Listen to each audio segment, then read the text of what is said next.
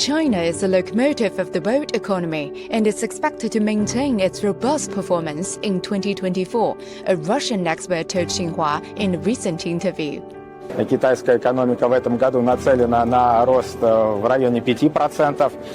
Естественно, она является локомотивом, можно так сказать, глобальной экономики. Мы тоже считаем, что в будущем году эти опережающие темпы роста у Китая тоже продолжатся.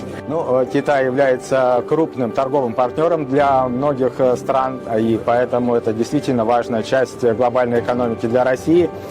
Мы тоже констатируем, что Китай стал торговым партнером номер один. Мы видим, что отношения, они очень тесные, и это хорошая основа для их развития. Как я уже сказал, намечаются новые проекты в той же газовой сфере, которые обеспечат продолжительный, на мой взгляд, рост этого товарооборота в будущем.